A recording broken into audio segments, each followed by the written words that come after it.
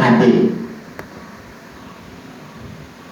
Tidak hanya menyampaikan apa yang ada di buku itu saja. Saya melihat ujian di kota ini yang K13 itu semuanya merujuk kepada buku yang mereka pakai. Wah, kacau balau.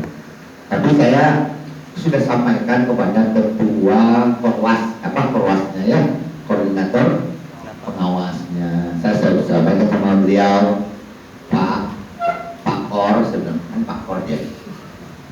Kayaknya ujian K13 yang Anda rancang, yang dibuat oleh guru-guru kita ini perlu dicek ulang gitu. Kenapa gitu Pak? Karena coba aja lah baca soalnya. Itu merujuknya semua ke buku yang mereka pegang, gitu kan? Merujuk ke situ. Kalau merujuk ke situ saja, maka kita pastikan pengetahuan anak-anak akan sangat rendah. Ya gimana lah Pak? Memang begitu dari sononya. Dari sono mana? Mana ada sono itu? Oh salah. Buku jangan hanya baca KD-KD-nya, baca pengantarnya, baca semua gitu. Tapi oke lah itu. Jadi sekali lagi kita kembali ke sini ke fokus. Tujuan pembelajaran yang ada di buku harus dipandang sebagai penjabaran dari KD dan itu bisa dimodifikasi menjadi indikator pada LPP. Ya, oke. Kemudian apa lagi? Nah, yang ketiga, yang terakhir, kurikulum K2006 itu ini disajikan dalam bentuk pembelajaran terpisah tiap mata pelajaran, itu jelas tuh. Dengan pun disajikan terpisah. Agama ya agama, IPA ya IPA, matematika ya matematika dalam sajian-sajian yang terpisah-pisah. K13 khusus untuk 1, 2, 3. Nah, nih. Khusus untuk 1, 2, 3 disajikan dalam bentuk tematis. 456 enggak Pak? 456 ada perbedaan. Matematika tersendiri. 456 itu yang disajikan dalam bentuk tematis itu adalah mata pelajaran di luar matematika. Kalau mata pelajaran bidang studi kan jelas tuh agama, beda kan memang ya, guru-gurunya tersendiri ya. Tapi PKN, Bahasa Indonesia, IPS, IPA, KTK ya, SPDB itu disajikan dalam sebuah sajian tematis. Nah, kita bahas dulu 1, 2, 3. Tematis itu artinya begini, jangan berpikir bahwa tematis itu menyatukan mata pelajaran, ya nggak bisa. Mata pelajaran itu nggak bisa disatukan karena punya karakteristik berbeda-beda.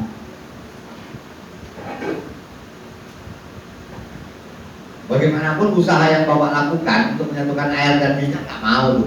Dikocok-kocok bisa dia campur sebentar. Coba diamkan, apa yang terjadi? Bisa lagi, nggak mau. Sama aja mata-mata pelajaran itu. Hanya bisa disajikan dalam bentuk tematis, dalam satu payung pembicaraan yang sama. Misalnya, ini kelas 1, 2, 3 ya. Fokus saya ke 1, 2, 3 dulu ya Bu. Misalnya, temanya misalnya apa ya? Ada nggak yang bawa buku kelas 1? Diriku. Oke, diriku. Nah, tema itu kan sebenarnya diambil dari pola pembelajaran bahasa Indonesia. Ya, dari bahasa Indonesia diambil tema-tema. Diriku itu kalau untuk bahasa Indonesia teksnya akan bercerita tentang dirinya. Namaku siapa, kira-kira gitu ya Bu. Nama saya, umur saya, itu kelas 1 lah namanya kan. Alamat saya sekolah di mana, itu kan kira-kira teksnya. Pak, kan? Ini kelas 1 nih. Tentang diri. Lalu di IPA gimana? Di IPA kan ada materi-materi juga yang menyangkut diri secara fisik. Misalnya, saya punya tangan, gunanya untuk apa? Saya punya telinga, gunanya untuk apa? Itu kan tentang diri. diriku tuh. Ya kan Bu? Saya punya mata, berapa mata saya, itu matematika nanti ujungnya. Untuk apa mata saya? Itu infak. Itu contohnya. Jadi diriku itu hanya sebagai payung. Matematika ya tetaplah matematika. Jangan pula ada soal matematika muncul. Mata gunanya untuk mata dalam kurung, diriku berguna untuk jangan. Nah itu yang terjadi di soal-soal sekarang. Di soal bahasa IPA muncul. Di soal IPA bahasa ada. Saya cuma ini lucu ya. Metamorfosis kayaknya. Ya kan? Itu yang saya kasih tahu sama Orwas itu. Saya beritahu contohnya. Bahasa Indonesia walaupun teksnya teks IPA, bukan berarti teks IPA-nya ditanyakan ketika soal bahasa Indonesia. Misalnya teksnya adalah panca indera, teks bahasa Indonesia. Jadi nggak boleh dong nanya teks di soal bahasa Indonesia. Sebutkan salah satu panca indera, itu IPA tuh. Tapi misalnya bolehnya gimana? Misalnya gini, susunan apa? Pemenggalan kata telinga adalah, nah telinga itu materi apa nggak? Materi diriku nggak? Pemenggalan itu soal bahasa nggak? Nah itu contoh yang sederhana. Bisa nggak ibu bayangkan dulu? Bisa ya Bu? Saya yakin ibu cerdas semua kok. Terutama kelas 1, kelas 2 itu pasti cerdas. Karena sampai hari ini belum ada riset yang mengatakan guru ada yang bodoh. Nggak ada yang berani itu ngomong. Nggak ada, pasti cerdas-cerdas. Ya, jadi itu contoh. Contoh temanya diriku, materinya teksnya mungkin tentang panca indera. Diriku, apa panca indera? Manusia punya 5 alat. Satu lah PDPD kan? Ada telinga untuk mendengar, ada mata untuk melihat, ada hidung untuk mencium bau, ada kulit untuk merasa, meraba fisik. Apa lagi? Satu lagi. Lidah untuk mengecap rasa. Ya? Oke? Itu bisa teksnya bahasa Indonesia.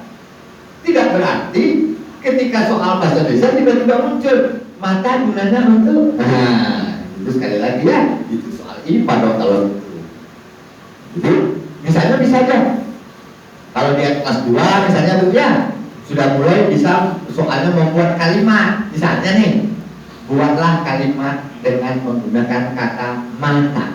Nah itu materinya itu memang, tetapi soalnya soal apa? Tapi besok lagi mau kita bahas Ibu nih. Tapi itu contoh ya, contoh memahami tematis. Jadi jangan dipahami tematis itu sebagai sesuatu yang diaduk dari satu, nggak bisa. Itu ya tetap IPA dia, IPS ya tetap IPS, bahasa tetap bahasa, matematika tetap matematika karena mata pelajaran itu memiliki karakteristik yang berbeda. Ya, gitu. Lalu untuk kelas 4 ke atas, kan kita tahun ini 1/4. Untuk kelas 4 ke atas itu matematikanya sudah dikeluarkan dari tematis. Problemnya adalah sekarang mana kurikulum matematika? Nah ini mesti hati-hati. Apakah kurikulum matematika yang dipisahkan itu merujuk kepada KD matematika tingkat 13 saja? Sebelah.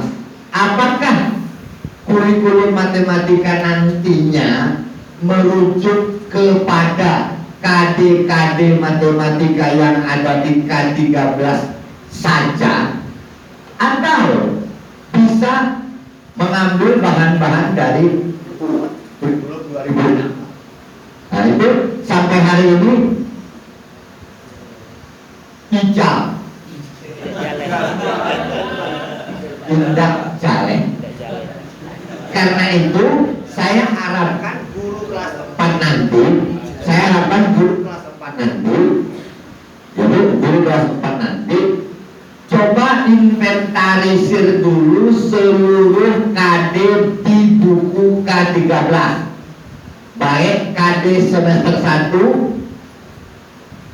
termasuk juga KD semester 2. Itu langkah pertama. Saya ingatkan ibu-ibu guru kelas 4, ibu atau bapak guru kelas 4 yang akan ngajar matematika karena terpisah. Inventaris dulu khusus KD-KD matematika di KD 16 ini, mulai dari semester 1 sampai semester 2. Kemudian lihat apakah itu sudah cukup untuk anak kelas 4. Itu guru tahu. Guru kelas 4 ini anak siswa kelas 4 itu pengetahuan matematikanya minimal 1 bisa pembagian, wilayahnya kan Pak lancar kan? Terus sudah bisa mencari luas, keliling, kalau di geometri, lihat di KD-KD itu. Kalau belum cukup, buka K2006. Ambil KD-KD tertentu dari situ untuk mendukung kemampuan matematika di kelas 4 ini. Ambil KD-KD. Ini khusus guru kelas 4 yang ajar matematika. Kalau jangan hanya menggunakan KD-KD dalam K13 kalau itu dirasa tidak akan cukup mendukung kemampuan matematika anak kelas 4.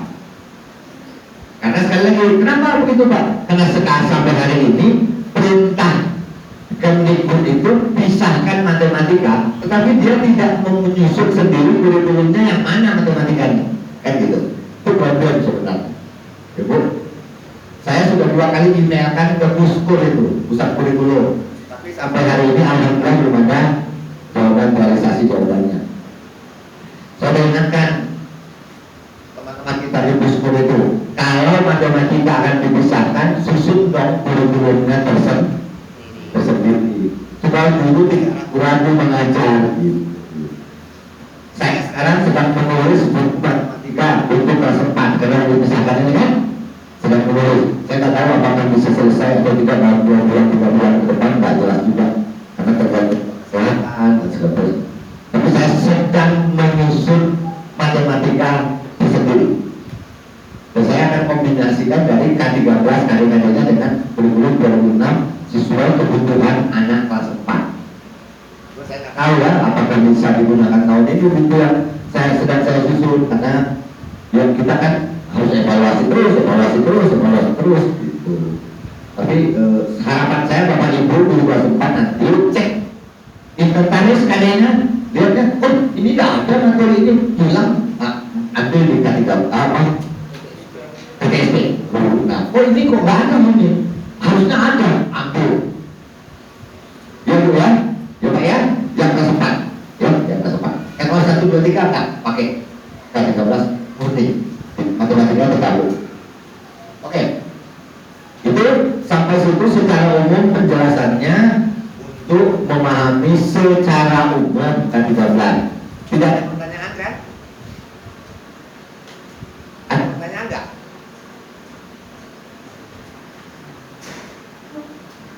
Enggak ada, syukur. Bagus tuh. Oke. Ini hanya penjelasan tambahan. Bentar ya Bu. Kita kan belum buka buku nih. Ini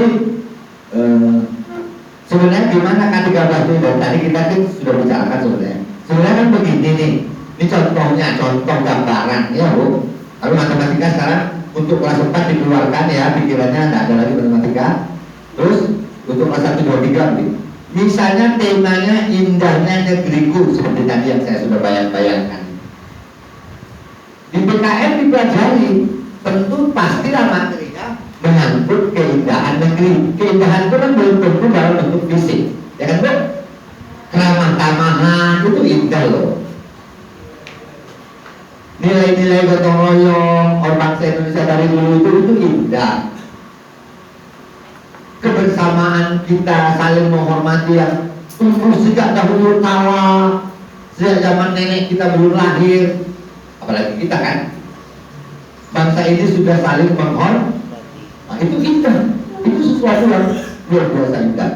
Jarang bangsa di dunia punya seperti kita ini.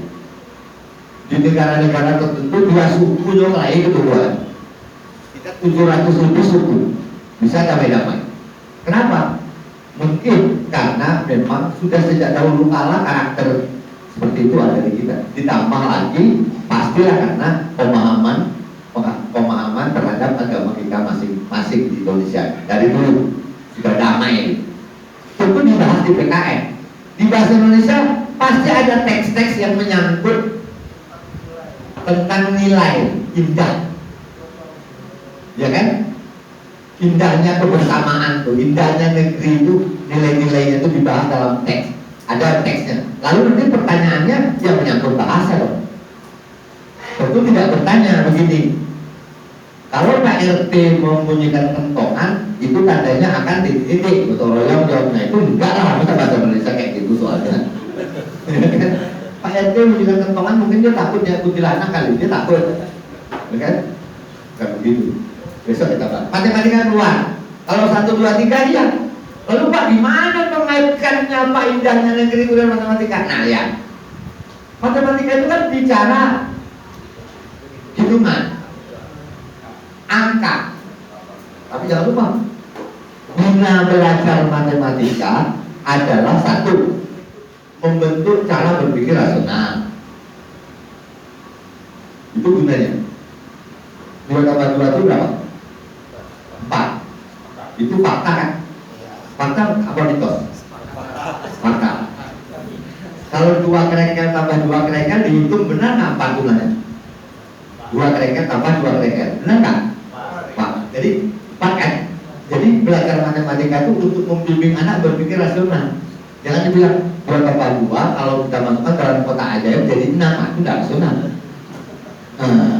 Orang Indonesia itu banyak ya rasional, sehingga dikasihnya uang 1 juta kepada orang lalu katanya digandakan.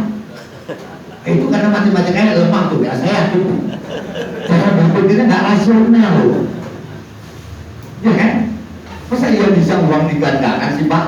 Kecuali di fotokopi kali ya, tapi kan nggak laku kan itu. Nah, masih ada nggak orang yang percaya? Wah Pak, ada dokter nama Allah itu Daud Ibrahim, gila nggak tuh? Sama siapa itu dari Jawa Timur tuh? Si Dimas. Kanjeng Dimas. Oh tuh. Jangan-jangan ada familia di sini. Enggak ya. Kalau ada pun pasti anakku. Ya kan? Itu contohnya. Matematika itu sebenarnya salah satu misinya itu mengajar orang berpikir rasio.